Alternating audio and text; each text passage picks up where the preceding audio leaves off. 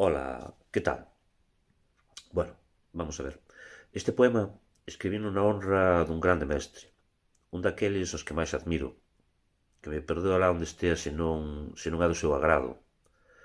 Celso Emilio Ferreiro, que en paz descanse. Vai por vostede. Titúlase Sociedade enferma, fase terminal. Cacholas de palla que tapan o frío baleiro que sofren na súa alma con custosos atavíos que mercan como a ferralla.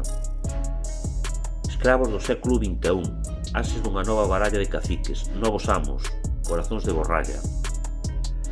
Cobizosos traxados, enganchados ao consumo, que padecen orgasmos dourados en centros comerciais, hipermercados, con dous carriños ateigados de ambición e o ruxe-ruxe dos cartos nos petos do pantalón.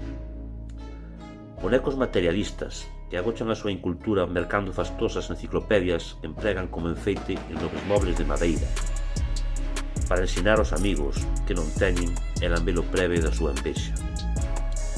Dadivosos de fachá dar que asesinan o planeta con interesadas coiteladas de afiadas barrenas as que estoupan as veas de sangue escuro da nosa terra, que canto máis chora, máis coiteladas levan. Irmandade vírica de lerchos, compulsivos parricidas, todos o mesmo como formigas, escarabellan na ferida aberta da súa nai, para chuchar o proveitoso sangue da súa sangue ata esgotar.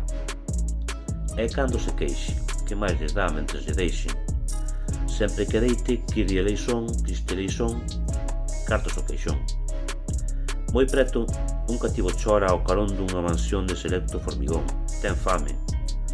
Mais unha xordeira de vicio xurde no corazón xeado do novo amo, atascado polo cheirume dunha sociedade de escravos e fume que consume e se consume.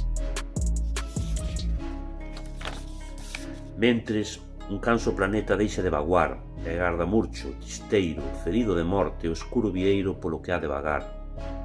Treme. Coa forza do seu alento cada vez máis quente, asita unha queimada pel, mar afora, mar adentro, derrétese, e vai quedándose en folgos, mentres miramos desguello, e sen queixarnos dicimos adiós ríos, adiós fontes, adiós regatos pequenos.